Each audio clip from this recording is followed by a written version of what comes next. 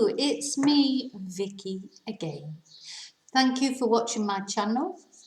I hope your English is improving. If there's anything in particular you would like help with English, let me know and I can send you the appropriate video, because I have a lot of videos on my channel. I may have done a video that can help you with the particular thing that you're struggling with at the moment. Okay, well, what we're going to do today is we're going to look at 10 modern English words. So if you already know quite a lot of English, but you want to maybe sound more like a native speaker or learn some new words, because we can get stuck with the same old words all the time. These words that we're going to look at today, these 10 words, they're new words that have just come into English, into the English vocabulary recently. Okay, so our first one is chillax. And chillax is a verb. And chillax is made up out of two parts, really. The verb to chill and the verb to relax. So if you chillax, you just take it easy, you know, just nice and calm, relax, chill, chillax. Okay, so an example would be, what did you do last night? And I might say, I just chillaxed at home. So I just stayed at home, didn't do anything particularly interesting, just relaxed at home. Another way we can use it is telling someone to calm down, like tranquilo in Spanish. Chillax, don't worry, chillax, tranque, if you're Spanish watching this, if you're a Spanish speaker. Because remember, I do teach Spanish and English, so if you're interested in Spanish classes, I can help with those also. So, chillax, what did you do last night? I just chillaxed at home. Or, chillax, don't worry. Okay, I like this one. I didn't like it at first, but I've got used to it. My bad. My bad is, again, only really over the past few years that this expression has come into our language. So, for example, it's like when you're saying, oh, it's my fault. Sorry, it's my fault, my bad. For example, I'm sorry, I forgot it was your birthday. My bad. Yeah, I did something wrong. I'm sorry, I apologize. It's my fault. It's my bad. Number 3, and this is me, definitely, probably most of us, I think, is this word hangry, which is an adjective. So, hangry is a mixture of hungry, when you're hungry, you want to eat something, and angry, when you're really angry. And we put them together and we make this word hangry. And this is when you need to eat. If you're like me, if I have to eat, well, this is the example. I have to eat every 5 hours or I get really hungry. So it's different from hungry. It's like when you get irritated when you're hungry, you know, you need to eat some food. And it's like, you're like so in a bad mood, you know. And then you eat something and it's like, a different person, you know. You feel like a different person. So that's hangry. When you're so hungry, you are angry. And number 4, something I haven't tried because I hate camping, but maybe I would like glamping. So glamping is camping but in style, camping but luxury, a beautiful big tent, beds, maybe in the tent, not sleeping bags, but comfortable camping, basically, glamping. So maybe I would like it, I don't know. I like hotels, I don't mind. I like to be out in the wild. I like to be out in the countryside. But when I go to bed at night, I like a proper bed. But maybe if I had a proper bed in glamping, maybe I would like it. So the example we're going to look at is last year we went glamping in Spain for our holidays. Sorry, my phone's ringing. Last year we went glamping in Spain for our holidays and the tent was enormous. Okay, staying on the holiday theme, staycation. Now, a staycation, this is a play on the word vacation, which is a holiday, more of an American word for holiday, vacation. If we say we went on staycation, it means we decided to stay at home. We might be on holiday from work, we're not working, but we decided not to go anywhere, but to stay at home, chillax at home. So, did you? Oh, yeah, because this is a follow-on from, if you take this as the previous. Last year we went glamping in Spain for our holidays. The tent was enormous. And then you might say, did you? We decided to have a staycation and enjoy being at home.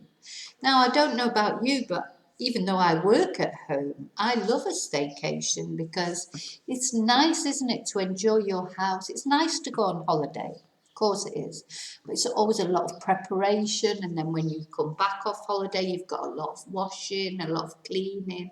Whereas if you're at home, you can just relax. You've got everything you need there and you can go out for days out. You don't, rather than going out, going on a week's holiday. But both are good. But staycation is when you decide to have your holiday at home. Number 6, binge watch. This really has come out more with like the advent of Netflix and Prime, etc. And now we can watch series one after the other, one episode after another. Before we had to wait. We watch an episode of something, we had to wait till the next week when the new episode came out. Now, of course, you don't have to do that. You go on Netflix, Prime, and binge watch the whole series, every episode. I love to do that, especially when it's raining outside or it's really hot outside and you don't want to go out. You've got a day at home, you're chillaxing at home in your staycation, and you can binge watch some series, like Friends or The Golden Girls or Dexter or Squid Game, whichever series you like.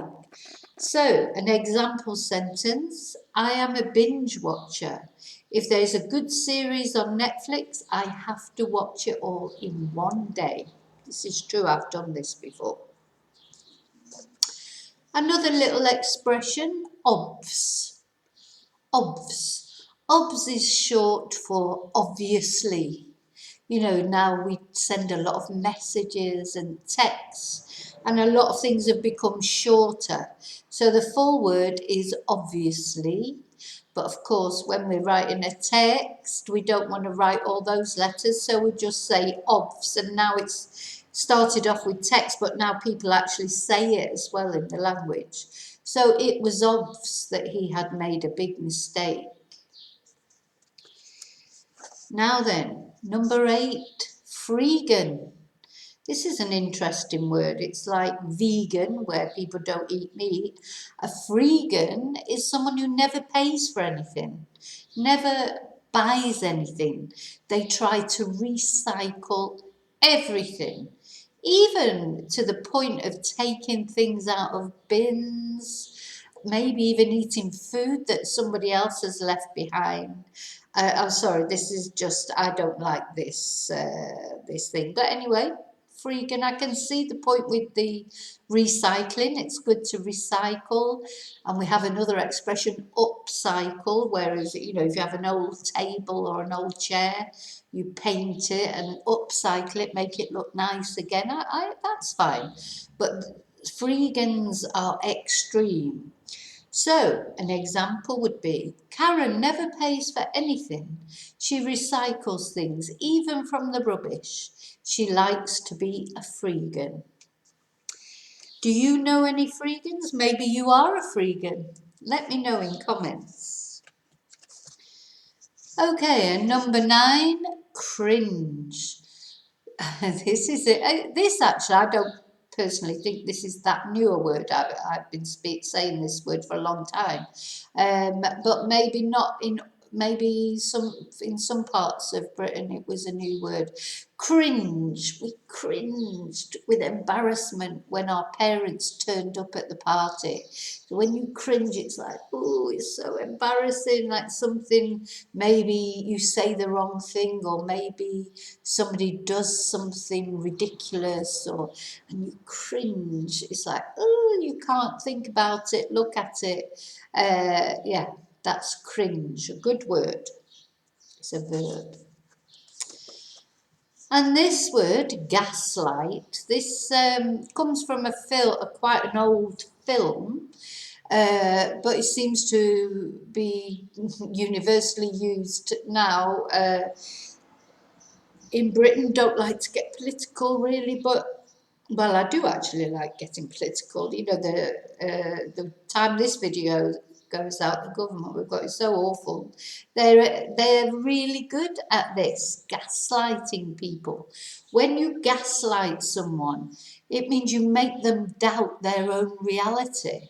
So even though they know, if somebody gaslights you, even though you know the real situation, they can make you think that it's something else, you know. So in the end, you're doubting almost your own sanity, really, or your own, your own truth. You're doubting your own truth.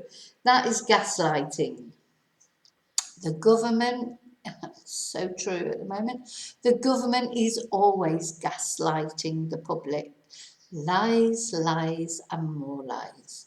I think what sometimes, certainly the government we have at the moment in Britain, what they've realised is they can just say anything, and at the time nobody can prove it, and then later it's too late. So yeah, gaslighting is very common at the moment.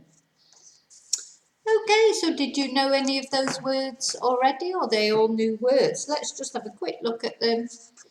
Chillax,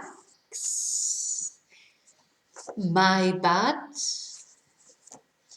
hungry, glamping, staycation, binge watch, obs, freegan, cringe, gaslight. Yeah, so try and use them, and if you try and bring them into your English conversation, you know, it will make you sound more natural, a more natural speaker. Anyway, thank you for watching. As I say, there's lots of videos on my channel, so please stay with me a while, keep me company. And if there's anything that you quite like explained, if you let me know, I can direct you to the video that deals with the particular thing that you would need help on.